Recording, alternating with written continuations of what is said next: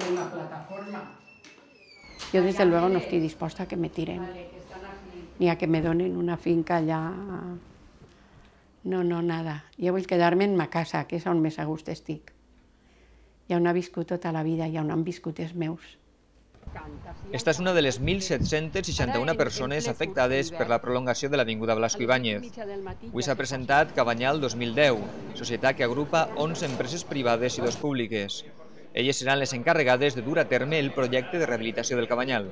Y estamos convencidos que este instrumento que acabamos de crear va a hacer posible una rehabilitación digna de lo que es el parque inmobiliario, va a ser capaz de crear y gestar los instrumentos urbanísticos para trabajar en esta zona de forma correcta. Una rehabilitació que té com a columna vertebral l'arribada de Blasco Ibáñez fins la mar, mesura que provoca des de fa anys una forta oposició entre un sector del barri.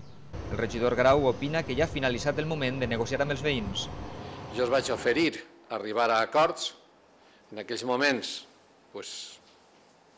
degueren de pensar que no era el més oportú perquè encara estic esperant la resposta. I després, quan la sentència va ser la que va ser, entonces, no, ara anem a negociar. I mire vostè, les sentències no se negocien, les sentències s'acaten. Amb tot, una part del veïnat continua en contra d'esta proposta.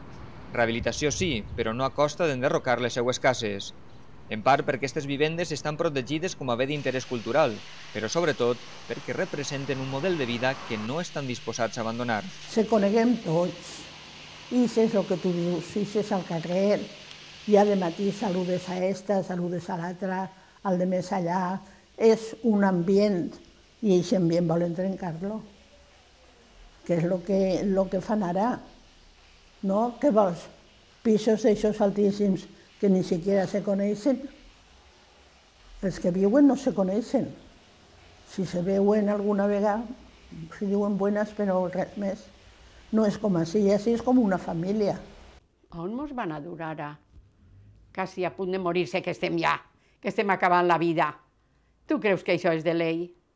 Això és de llei. Si anem al mercat i mos coneix tot el món, i en esta i en l'altra, això és una gotxa, viure així.